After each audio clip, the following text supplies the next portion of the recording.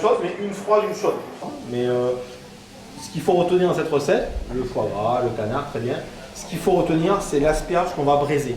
Donc on va partir d'une asperge crue, pelée, pareil, retaillée, pareil, pas de problème. Et on va venir la griller un petit peu. On va certainement récupérer la graisse de canard du magret. On va les griller dedans, on va les colorer. Et on va les cuire, je pense, totalement là-dessus. On va voir, ça dépend de la taille de l'asperge, ça dépend comment on les aime. Mais on va les cuire, on va les braiser. On va les braiser à la graisse de canard, ouais. Ouais, ça parle bien ça. Hein. On part là-dessus. On met au minimum et on ferme. Ça veut dire qu'on va récupérer l'exudat naturel du légume. Là, il va créer de la vapeur. La vapeur va retomber.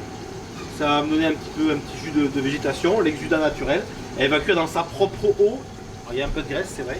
Mais malgré tout, elle va garder ça. Donc ça va faire comme une espèce de cocon. Presque, on va finir en cuisson vapeur, presque, on pourrait imaginer. Hein, tout au minimum là. Donc ça, gentiment, ça à surveiller. Il ne faut pas trop qu'elle colore. Malgré tout, la coloration va être légèrement stoppée par la vapeur naturelle qui va retomber. Donc on devra avoir un résultat.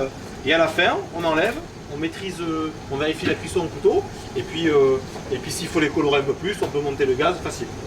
Donc ça, il ne faut pas trop s'éloigner, mais à mon avis, 10 petites minutes, suivant la taille, entre 8 et 12 minutes de cuisson, clairement ça pourrait être aussi long à cuire, ou pas plus long qu'une cuisson à l'anglaise classique ou vapeur.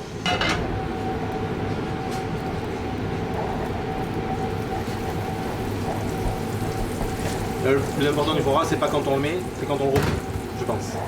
J'ai mon foie gras qui est là, je retourne, j'ai la belle toute colorée. C'est juste en 10 secondes, parce qu'on n'a pas trop le temps. En 10 secondes, on voit le foie gras bien coloré et puis rouge. Alors un foie gras juste grillé.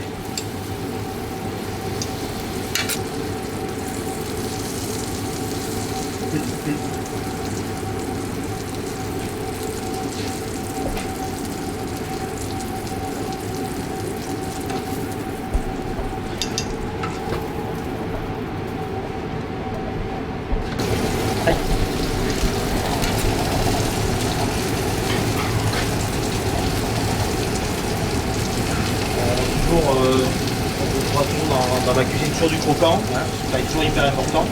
Bon, maïs grillé, la puissance.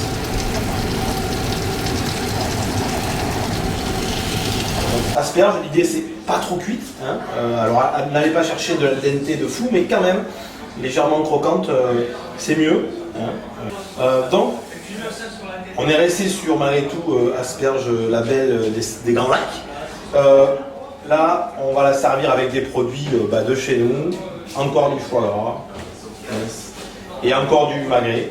Cette fois-ci, foie gras mi-cuit, magret séché, vinaigrette par-dessus ça, et puis on va être pas mal. Morceau fin. C'est pas grave si j'ai pas une tranche entière, peu importe. Ce qui m'intéresse, c'est le goût. Donc voilà. On va faire un peu de magret séché comme ça. Il n'y a pas grand chose. Le gras, question. On va l'assaisonner ensuite. Pareil, le magret lui, il est assaisonné, donc on pourrait imaginer qu'on va manger ces qui sont dessous. Donc j'assaisonne juste ce que j'ai besoin, c'est-à-dire les contours, l'esquelette, pareil. Hein. Si vous avez un super poivre du retour de vos vacances, n'hésitez pas. On va y mettre 2 croquants. Un que j'aime bien parce qu'il est à la proximité des Landes, c'est les cacahuètes. Cacahuètes de Souston, ici. Si vous préférez les noix du Périgord, n'hésitez pas. C'est tout aussi bien. Et puis récemment, on a acheté un petit peu de millet qu'on fait griller à l'huile de colza. Là. Ça met tout ce petit temps, ça me plaît bien. Je trouve ça assez agréable. Volontairement, on a mis tout ça avant le foie gras. Le foie gras a été assaisonné, donc on ne va pas le surassaisonner. Donc on va mettre lamelle de foie gras, une vinaigrette qu'on pourrait trouver avec pareil une huile de qualité qu'on a sur de proximité. En l'occurrence aujourd'hui, ça sera avec un petit peu de miel et un petit peu de colza. Et pour relever tout ça, on va faire quelques copeaux minutes de foie gras. Alors le foie gras de mamie, le foie gras du voisin, pas de problème. Là, en l'occurrence, c'est un petit foie gras de Chalosse. On lui met des petits copeaux. Ça ne devrait pas faire de mal à l'asperge. Voilà. Et avec ça, bon, vous l'avez compris, malgré qu'il y ait déjà un petit peu de gras, une petite pointe de vinaigrette, sucrée, pas sucrée.